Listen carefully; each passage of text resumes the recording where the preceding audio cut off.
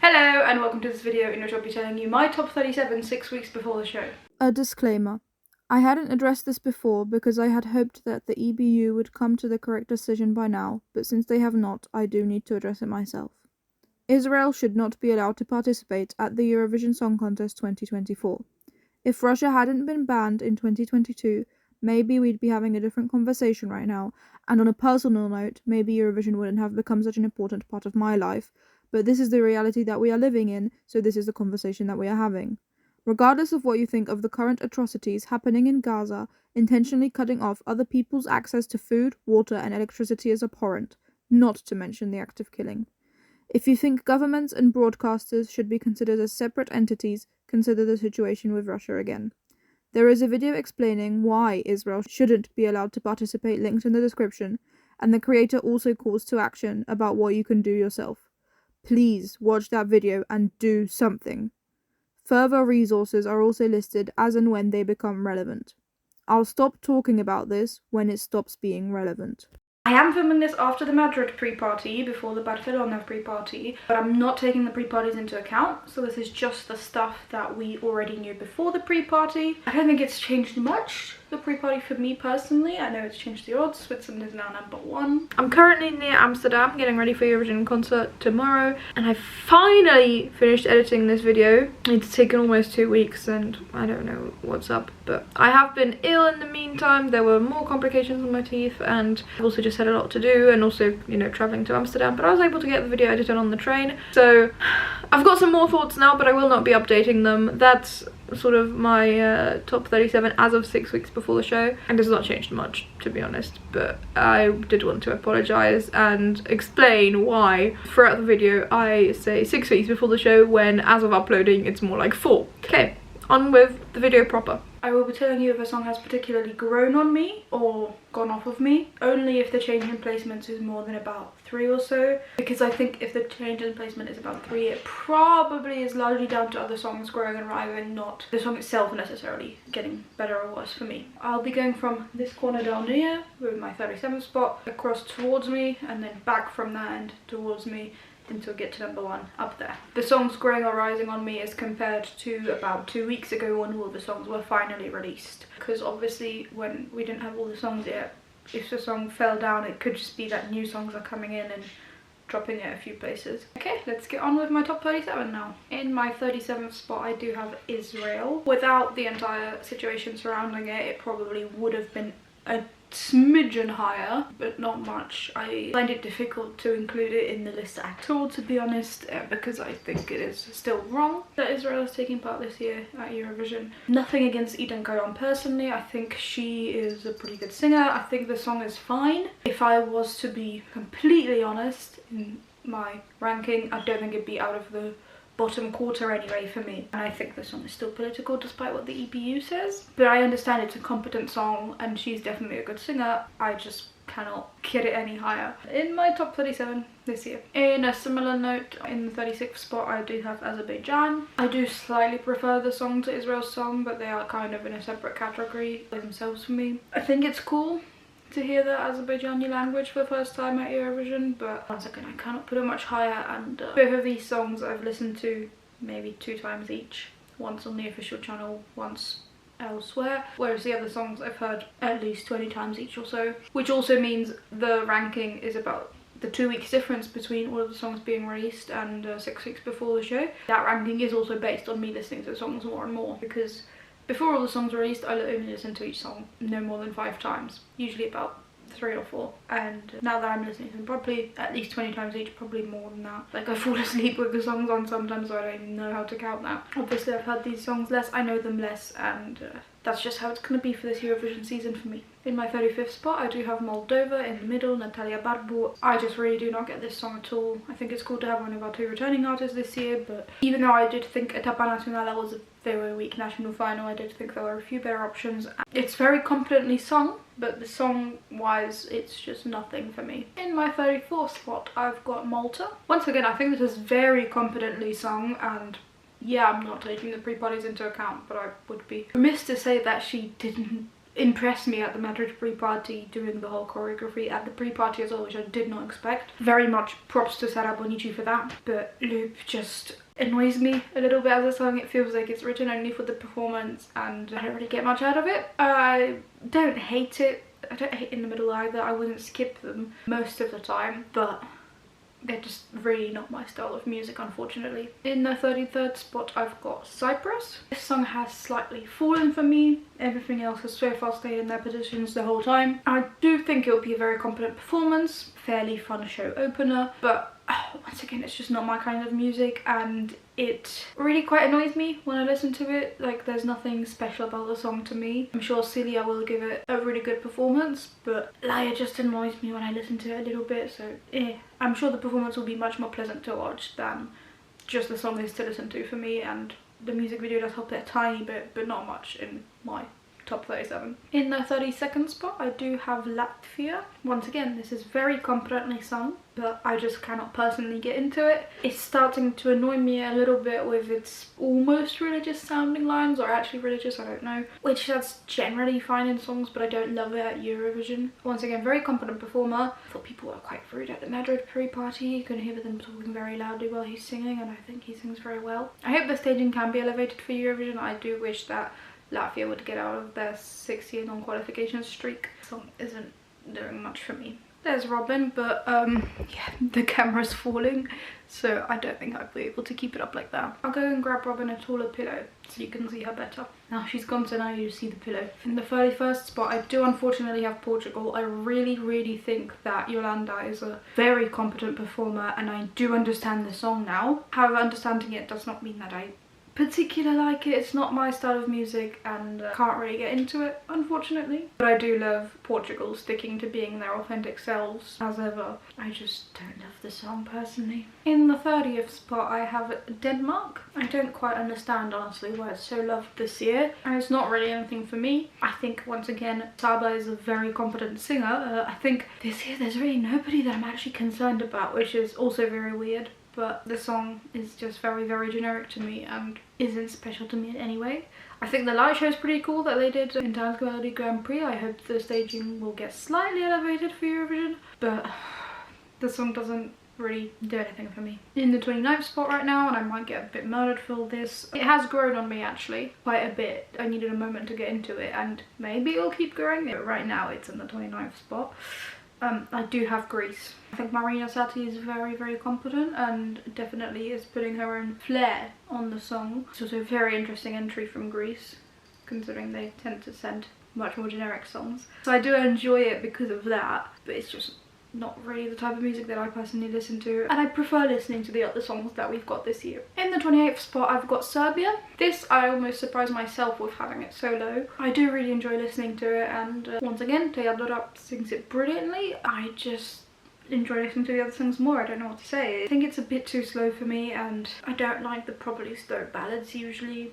Usually like mid-tempo ballads are fine for me, but not the proper slow ones. So probably that's why it's a bit lower, but it's a very competent song once again. In the 27th spot, I've got Ukraine. This is actually fairly high up compared to what I expected to happen with Maria and Teresa. I thought I really wouldn't enjoy it at first, but I kind of do. I think I'm a broken record now, honestly, but Jerry Ha and Aliona are just fantastic at what they do and they seem very fun. But the song itself still slightly annoys me with the kind of religious imagery and with Mother Teresa, who is apparently not such a good person. I like the idea of the song, just not quite the full execution of who was chosen as the divas. In the 26th spot, I've got Iceland. This has actually grown on me a fair bit. I still would have preferred Wild West as a song.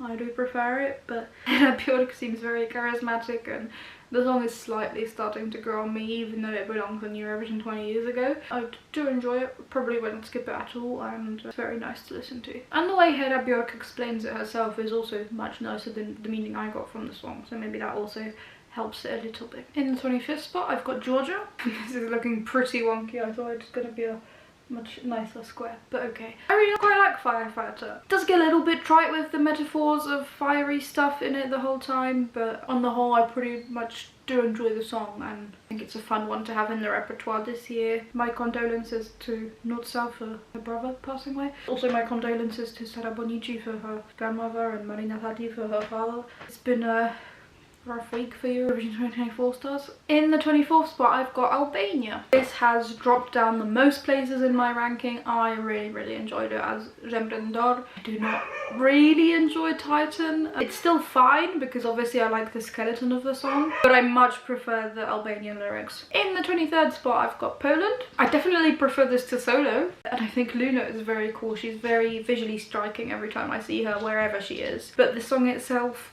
is pretty generic for me, and her tone of voice when she's singing it does annoy me slightly. The song I do like. The meaning is a little bit basic, overdone or whatever, but it's still a good meaning, and I think it's a pretty decent entry for Poland. Still a borderline qualifier for me, but I do enjoy it, and I'm very curious to see what the actual full staging will be. In the 22nd spot I've got Ireland. This has fallen a little bit in my rankings. I think I was very excited about the concept of it, but actually listening to it I still don't love it. I do definitely enjoy it, but the disjointed pieces do still feel a bit disjointed. It's done pretty much as well as it could be, and Bambi Thug is a pretty enthralling performer, but we don't know what the full staging will be like in Malmö, and obviously Eurosong hasn't got the highest budget, so hopefully it'll be better, but just as it stands right now it's around the middle of the rankings for me. In the 21st spot I do have Armenia. I think this is a very fun entry for Armenia, the shortest song this year. Very fun meaning, a little bit repetitive, which is maybe why it's a little bit lower. There's obviously lots of different pieces to it, but it still repeats itself a little bit too much for me, and really like the traditional sound. I just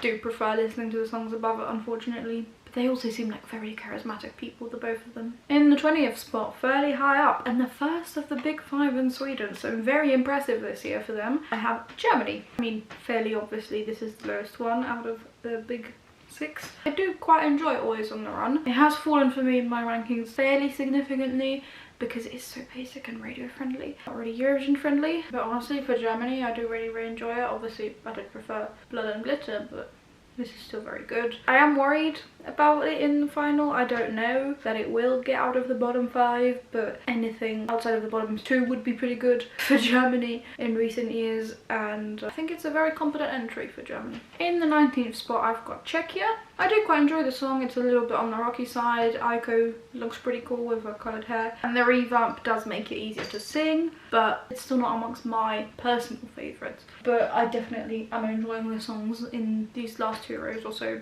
already, so it's pretty strong year. I will try and do a placement battle of my personal top 37 when the time comes to see if I think this year is stronger than last year, because I think on gut instinct that it's not, but that's maybe just because last year had some of my absolute favourite songs ever, and this year, while I do really enjoy the songs, on average they're not as high up within my overall rankings for all of Eurovision, but there's more songs that do climb higher. I don't know, I need to check that with a placement battle. In my 18th spot I've got Australia. I do really like One Meal Kalai. It's a very fun sound for Australia. I am worried about the staging, but we'll see it when we see it. Yeah, I just enjoy listening to it. I've not got much more to say. I like the physicsy and magical references in it, so it's an interesting mix of lyrics, but it's just a nice song to listen to. In the 17th spot I've got the UK. This has fallen fairly drastically in my rankings. I do really like Ollie Alexander, and I think I wanted to like it more than I did, so it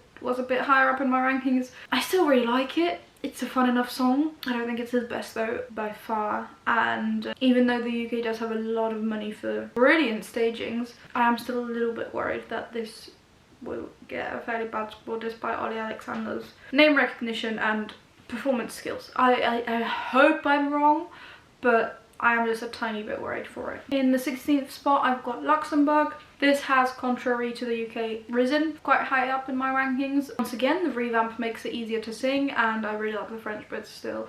I think I was a little bit worried about Tylee as a person because I've heard some pretty negative things. I am still worried, but I have no way of confirming those, and I do not personally know her, so I'm choosing to kind of mostly ignore that right now. I really enjoy the song, and it's just a fun one to listen to, especially with the runs it has in its sort of second half of the chorus. In the 15th spot I've got Austria, which has risen dramatically in my rankings. I'm starting to understand why everyone likes it so much, and I'm starting to like it a bit more as well. It's also pretty impressive, the choreography that she was able to do at the pre-party, but I'm mostly ignoring that. The song is like a guilty pleasure basically, and obviously she also knows what she's doing because she has experience at Eurovision. In the 14th spot I've got Norway. I did expect someone else to win Melody Grand Prix, so this was a pretty big surprise for me, but it's a very, very impressive song. It's rock and it's folk, and she sings very well. Having the traditional instrument guy come in as well. I do not know their names, but I know that he's not usually part of the band, that's just for Eurovision. It's also fun, and yeah, it's a very, very professionally done song. In the 13th spot I've got Sweden. I'm honestly fairly surprised that it's so far up for me, but even without the staging, it's also kind of a guilty pleasure song for me. I didn't think I'd like it, but I really do. And Marcus and Martinez are both so charismatic. I do wish they could have kept air for this year, but what can you do? You've got Unforgettable, and they are just, you know, very good performers. They've been doing it so long. I can imagine this will only go well for them, and it will be a very, very fun opener for the grand final, and very impressive staging too. In the 12th spot I've got Estonia. This is the longest Eurovision song title ever. I do think that's very fun, and it's just such an impressive song. The history of these two bands coming together is also very fun.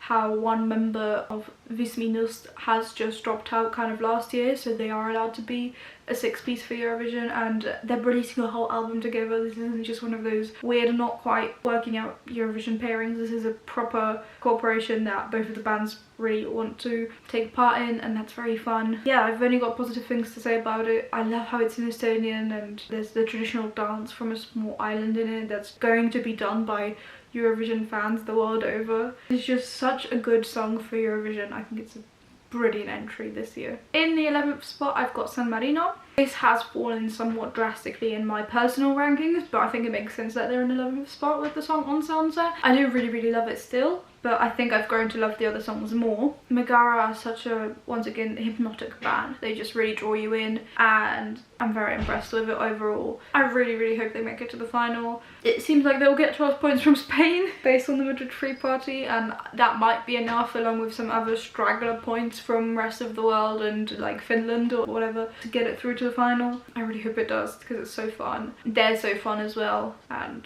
I really, really enjoy this song. It reminds me slightly of Violetta in like the best way possible. I do mean that. Obviously it's just in Spanish, but Thora does not remind me of Violetta, so there's something about it. Yeah, I really, really enjoy it. And now we are getting into my top 10. In the 10th spot, falling fairly drastically for me, but I do still love it, is Slovenia. I was saying last year, if Slovenia's in my top 3 this year, that I'll have to buy a Slovenian scarf, because that would be the 3rd year in a row. 2 years at number 1, and then obviously top 3 is still very, very good. Unfortunately, that's not the case. It didn't start out in my top 3 either. Well, it did when it was initially released, because it was the 4th song, but after that it did not. I think Raven is such an entertaining performer. She really knows how to work a crowd and create that mystique even without a full Eurovision staging. She sung it at Dora and at the Madrid pre-party, but yeah, it's just really, really an enthralling performance to watch, and I really like the song. I will never shut up about how it's all Bojan Cvetianin's fault. That part of the song is just basically constantly stuck in my head. The Ja sam ti si Veronica bit, that is always stuck in my head. It really annoys me because apparently he wrote that bit. It's a wonderful story to be telling and a wonderful song to listen to. I just don't quite love it as much as I did Slovenia the last 2 years, and that's perfectly okay. But Raven is still brilliant. In the 8th spot, climbing quite drastically, I do have the Netherlands. Obviously, one of the favourites to win. Joost Klein really wants to be at Eurovision, and you can tell. Yeah, I quite like it. I like the meaning of it. I don't necessarily love it musically the whole way through, but it really is just growing on me. I'm starting to get to like it. I think it's a pretty brilliant song for Eurovision, and I wouldn't really be mad if it did win. But I don't know how it will get points from the juries. In the 8th spot, staying consistent the whole time as the only song sort of in the middle. Everyone in the bottom 4 and top 3 have also stayed the same, but everything else has been moving about a bit, so I don't know, I guess it's sticking to the number 8, is Italy. Angelina Mango performs this brilliantly. She's amazing. The song, I have moments where I hate it or listen to it, and I'm very confused by that, but most of the time I do love it. I just don't really know what to do about it, because there are those moments where I'm like, oh no, this is really not it. and I don't know why that is. I really find that confusing because most of the time I do love it, which is probably why it's not going up any higher. But yeah, such a fresh entry for Italy, who have been sending male ballads forever it seems, apart with the exception of Måneskin. So very, very fun for Italy, and I do wish her all the best. Could also win, would also not be mad about it. In the 7th spot I've got Finland. This might be surprising to some people. I just really, really like listening to it. It's grown a fair bit in my rankings, and that's just because I really, really have fun when I listen to it, and that's, I guess, what matters right now. I love it. I love listening to it, and I think Windows 95 Months very entertaining. Henry as well. I just really, really enjoy listening to it, and I'm sure the performance at Eurovision will be even crazier than it was at UMK, so I can't wait to see it. In the 6th spot I've got France. I did expect it to stay a little bit higher in my rankings, but the other songs have just managed to jump over it. I love Mon Amour. It's a great entry for France. I do think I slightly prefer Évidemment, but just minimally. French is just such a unique language to me, even though I know it's in the Romance languages, but it's just got that extra sound. It's got that extra sound for a lot of people I know, but like Simon also performs it magically. I prefer his style of performing to Lazarus. Yeah, he seems to have his ideas figured out because he performs it very similarly each time. I can't wait to see what the final version, even though he's been doing kind of similar stuff the whole time, will look like at Eurovision. In the 5th spot I've got another favourite to win, Switzerland. This song has grown on me massively. I really needed my time to get into it,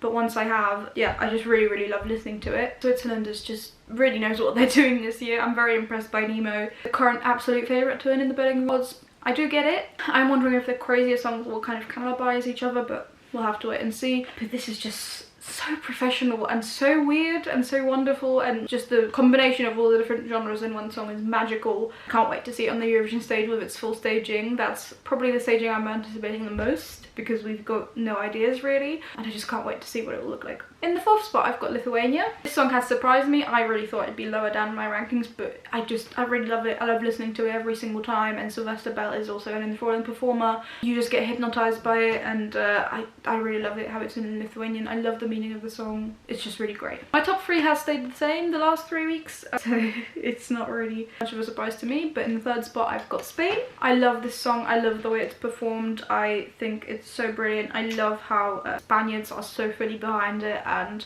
how much fun she looks like she's having on stage. It's just a really, really great entry for Eurovision, and I know it won't win. Like, I'll be very surprised if it does, but it's just so fun, and I really, really love it. And yeah, it's in my top 3. In the 2nd spot I do have Croatia. I did keep my number 1 as my number 1 the entire time, but I wasn't sure for a few weeks whether Croatia or my number 1 is actually my number 1. However, Croatia has gone in the 2nd spot. I love Rim Team Zagidim. I love all of the references to cats, and Baby Lasagna performs it so well considering he's never been a frontman before, and it's just a magical experience, to be honest. Yeah, I really love it. Fairy tale story, like everyone is saying. It's got those rocky elements that I need, and it's just magical, really. My number 1, currently 6 weeks before the show, without any proper staging indications, is Belgium. Finland's fallen. Oh, Sweden's coming with it. I've tried to fix it. I love Before the Party's Over. I think it's so fun that I'm technically singing in it. That's wonderful. And I just love the build. The payoff is so worth it to me. I love the meaning of the song. I get a different meaning every time I listen to it, and I love it. It's just a magical song, and I'm so happy to have it as my number 1 this year. It could still change. I don't think it's as set in stone as Carpe Diem was last year, but I really love it. It's wonderful, and yeah, I can't wait to see it on the Eurovision stage in Malmö in May. I am currently in Poland because of wisdom teeth removal complications, so that's why I haven't got my usual setup, but this room has the best lighting from a window across from a wall, which is why I'm sat here. That is my top 37 6 weeks before the show. Probably by the time I've uploaded it will be closer to 5 weeks before the show. This is it 6 weeks before the show, and without any of the three bodies properly taken into consideration. Thank you ever so much for watching this video. I really do hope that you enjoyed it, that got something out of it. I'll see you in the next one, whether that shows up on your feed. Bye!